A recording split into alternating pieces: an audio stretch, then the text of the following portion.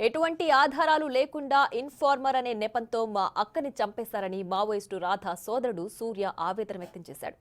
పీడిత ప్రజల పక్షాన నిలబడాల్సిన మావోలు మా అక్కది దళిత కులం కాబట్టే చంపేశారని ఘాటు విమర్శలు చేశాడు.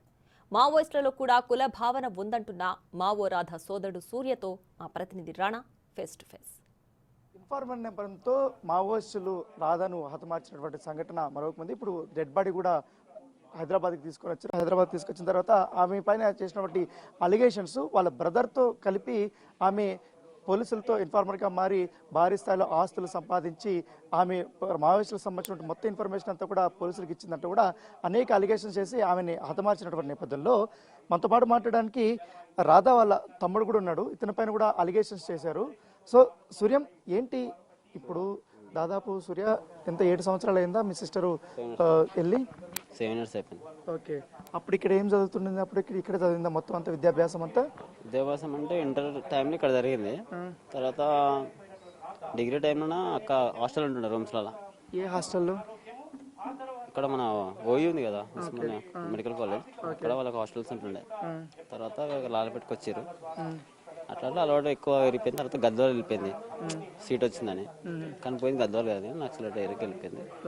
అది నాకు లేట్ తెలిసింది. ఓకే, అంటే ఇప్పుడు ఉన్న 7 సంవత్సరాలు ఒక్కరోజు కూడా మీకు ఫోన్ చేయలేదా? ఏమైనా విషయాలు చెప్పింది? చేసింది. మాకు 2 years 2.5 years కింద కాల్ వచ్చింది. అంటే ఏం చేస్తున్నా అని చెప్పింది? అప్పుడు నార్మల్గా మేము కేసు పెట్టినాం. అప్పటికే కేసు పెట్టిన మిస్సింగ్ కేసు పెట్టారు. అప్పుడు మిస్సింగ్ కేసు పెట్టిన తర్వాత 3 months కాల్ వచ్చింది. ఆ కేసు గురించి కాల్ చేసిందంటే ఆమె అందుకు చేయలేదు. మమ్మీ డాడీ ఎట్లున్నారు, బాగున్నావా, బాగుండు, ఏంది ఎట్లున్నారు అని చెప్పి కనుక్కోనికి. అది ఏమైందంటే కోవిడ్ లెక్క కన్వర్ట్ అయిపోయింది పోలీస్ వాళ్ళకి. కేసు పెట్టడానికి వచ్చింది అన్నట్టు తీసుకొచ్చిన కాదు, నార్మల్గా మాట్లాడింది. మొత్తం మాతో జెన్యున్ ఉన్నది. నేను అప్పటికే మాట్లాడదు ఫోన్లో నేనే అన్నా, వచ్చాక నువ్వు ఎందుకుంటున్నావుడా, ఎందుకు ఇంత ఇబ్బంది పడుతున్నావు, మేము చూసుకొని ఇంతమంది నా చుట్టాలమ్మను వచ్చేసా అంటే నేను రాను, నా జీవితం మొత్తం వీళ్ళకి అంకితం చేసేస్తున్నా, మర్చిపోయినా కూడా చెప్పింది. అంటే మీకు ఎప్పుడు డౌట్ వచ్చింది మావోయిస్ట్ పార్టీలో జాయిన్ అయిందనేసి? డౌట్ ఏం లేదు, క్లియర్గానే ఉంది. మాకు లెటర్ రాసిపోయింది కదా ఇంట్లో. లెటర్ రాసిపోయిందా? ఏమని రాసింది అప్పుడు? నేను వెళ్ళిపోతున్నా లోపలికి, ఫారెస్ట్ నక్సలైట్ అని రాసేసింది. అది కన్ఫర్మ్ ఉంటే కొంతమంది అడిగితే కన్ఫర్మ్ చేసేసారు వెళ్ళిపోయిందని. అప్పుడు పోలీసులు చెప్దామంటే భయం. నక్సలైట్ ఒక అన్నలు మా గల్లీలో ఉన్నట్టు పోలీసులు ఎలా కొడతారేమో భయంతో ఒక సొసైటీ విన్న కొద్దీ కూడా ఎందుకు భయం అని చెప్పి మామయ్య అందరిని కలిసి కేసు పెడితే ఎన్నకి వెళ్ళిపోయింది. ఆ మధ్యలో అక్క కాల్ వచ్చింది. అంతే 1.5 year దాకా అంతే, ఏం లేదు, టచ్ ఏం లేదు, లైట్. మొన్న ఇది చనిపోయే ముందు ఒక 18 అదే మీరు రైకిల్ కదా, 18 రోజు కాల్ వచ్చింది. 9 రోజు చచ్చిపోయింది. మాకు 21st తెలిసింది. ఆ 2 days మాత్రం డెడ్ బాడీ ఏడబడినది, ఏం చేసింది, ఎక్కడ ఏం చేసిరో కూడా తెలియదు మాకు. చనిపోయింది పలానా అని చెప్పి మీరా మీ ఏమైతుంది మాకంటే మాకు అక్క అవుతుంది అంటే ఒక చూస్తే అక్కనే ఉంది. ఎవరు ఇన్ఫర్మేషన్ ఇచ్చారు మీకు ఇక్కడ చనిపోయిందని? తెలిసిన వాళ్ళు ఉంటాయి గ్రూప్స్. దీల్సో నాకు అమ్మాయి అంటే ఫోటో గుర్తుపడతాం సార్ మాకు. అది అవును మా అక్కనే అంటే చెల్ల నుంచి కాల్ వచ్చింది. సరే నేను పలానా వస్తున్నా చెప్పి పోయి తెచ్చుకున్నాం. అవునా? ఏంటి ఇప్పుడు ఆ లెటర్ చదివారా? వాళ్ళు చేసిన అలిగేషన్స్ దాదాపు 2 బిల్డింగ్లు కట్టారని, కోట్ల రూపాయలు కనిపిస్తున్నాయి కదా సార్.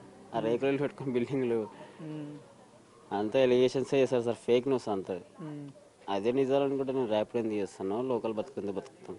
5 మంది మీ ఫ్రెండ్స్తో కలిపి నువ్వు గ్యాంగ్ పెట్టారంటున్నారు. 5 మందిని వాళ్ళే తీసుకురావాలి, ఎందుకంటే వాళ్ళే చెప్పారు కదా. వాళ్ళు ఎవరో కూడా తెలియదు నాకు. దానికి నేను ఏజెంట్ అని చెప్తే పోలీసు వాళ్ళు, పోలీసు వాళ్ళు ఏజెంట్ నేనంటే గిట్లు ఎందుకుంటా, నేను కొంచెం చిల్లర పైసల కోసం ఎందుకు నేను పని చేసుకుంటుంటా. కానీ కోట్లు లక్షలు పెట్టుకుని అది కూడా 5 మందిని చూసుకున్న కెపాసిటీ నాకు ఉంటే, నాకేందుకు కెపాసిటీ అంత చూసుకున్నది. నాకు రీసెంట్గా మ్యారేజ్ అయింది సార్, నాకు 6 months అయింది. 4 లక్షలు బతుకుతున్నా. ఇప్పుడు ఒక ఎలిగేషన్ తీసుకొచ్చి ఏజెంట్ మావోయిస్ట్కి ద్రోహం చేసినట్టు అది తప్పు. వాళ్ళ సిద్ధాంతాలను వాళ్ళకు ఉన్నాయి, నేను మాకు కోసం పోయినా అంతే. ఇట్లా తీసుకొచ్చి పెడితే నాకు ఇబ్బంది ఉంటుంది కదా. రీసెంట్ పెళ్ళైన వాళ్ళు ఏమనుకుంటారు, ఏంది ఇది అని. చాలా తప్పు. ఎన్ఐకి కంప్లైంట్ ఇచ్చిన తర్వాత, ఎన్ఐకి కేసు వెళ్ళిన తర్వాత చాలా వరకు పోలీసులకి ఇన్ఫర్మేషన్ ఇచ్చారు అనేది కూడా అలిగేషన్స్. ఏమి ఇన్ఫర్మేషన్ అంటే మావోయిస్టుల కార్యకలాపాల గురించి, వాళ్ళు ఎవరెవరు ఎక్కడున్నారు, ఏం పోస్టులు, నెక్స్ట్ ఆపరేషన్స్ ఎట్లుంటాయి అన్నీ కూడా చెప్పారనేది కూడా వాళ్ళు తెలుస్తుంది. మాకు చెప్పిందా మా అక్క అసలు ఆ మ్యాటర్ తీసిన అతను ఫోన్ కట్ చేస్తుంది. ఎక్కడ నడుతా నార్మల్గా ఆ వాడితో ఫోన్ కట్ చేస్తా అంటది. నేనేం చెప్తే నేను అంతే. తర్వాత మ్యాటర్ అంతా మాట్లాడు, కానీ ఎక్కడ ఉంటున్నావు, గుచ్చి పెళ్లి చేసుకున్నావు అని అడగద్దు అంటది ఫస్ట్. అంటే ఏం నార్మల్గానే మాట్లాడేదా? అంతగానే ఏం లేదు. కాకపోతే వాళ్ళు ఎందుకు ఎట్లా చేసారో ఎవరు చేసారో తెలియదు. అక్కడ ఏమైనా ఇష్యూస్ జరుగుతున్నాయని ఏమైనా చెప్పిందా? ప్రాబ్లం అవుతుందనో, లేకపోతే హెల్త్ ఇష్యూస్ అనో, లేకపోతే ఎవరైనా థ్రెట్నింగ్ ఏమన్నా చెప్పేది అప్పట్లో ఏమన్నా? లేదు, నాకైతే ఏమేం చెప్పలేదు అది. మంచిగా ఉన్నాము, మమ్మల్ని మంచిగా చూసుకో, మాట్లాడతావు అంటే నేను కొడతాను మాట్లాడి డాడీతో మాట్లాడింది, మమ్మీతో మాట్లాడలేదు, ఇప్పటికీ మాట్లాడలేదు. చనిపోయినాక రెడ్ బాడీ ఇంటికి వచ్చింది. అమ్మని ఇప్పుడు మేము అక్కని చూసే ఇప్పుడే అప్పుడు వెళ్ళిపోయిందంటే. ఎప్పుడన్నా ఇంటికి తిరిగి వచ్చేద్దాము అనే మాటలు ఏమన్నా మీతో వచ్చిందా? ఆ వదిలేసి ఇంకా రాలేదు. మొన్న వస్తుందేమో అనుకుని ఒప్పుకొని చేసినాం, అది చేజారిపోయింది, అక్కన లేకుండా అయిపోయింది.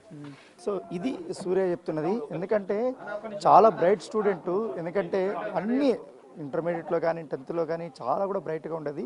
ఇద్దరు వాళ్ళు వచ్చారు, ఇంట్లో చాలా కలివిడిగా ఉండి ఫ్రెండ్షిప్ చేసుకొని విప్లవం పట్ల ఆమెను ఆకర్షితురాలై తీసుకెళ్ళిపోయి ఈ రకంగా ఇప్పుడు శవమై తీసుకొని వచ్చారంటూ కూడా తన తమ్ముడు ఆవేదన వ్యక్తం చేశారు. మా అక్కకి నాకు ముడిగట్టి ఏదైతే మేము ఇన్ఫర్మేషన్ ఇస్తున్నామని చెప్పి బాగా డబ్బులు తీసుకుని బిల్డింగ్లు కట్టామనేసి కూడా వాళ్ళు లెటర్లు చేశారు. కానీ మా ఆర్థిక పరిస్థితి బాగలేదు, నేను ఇంకా ర్యాపిడో తోలుతున్నాను, ఈ మధ్యనే నేను పెళ్లి కూడా చేసుకున్నాను, సో అవన్నీ వాళ్ళు తెలుసుకోకుండా ఈ రకమైనటువంటి పని చేశారంటూ కూడా వాళ్ళ సోదరుడు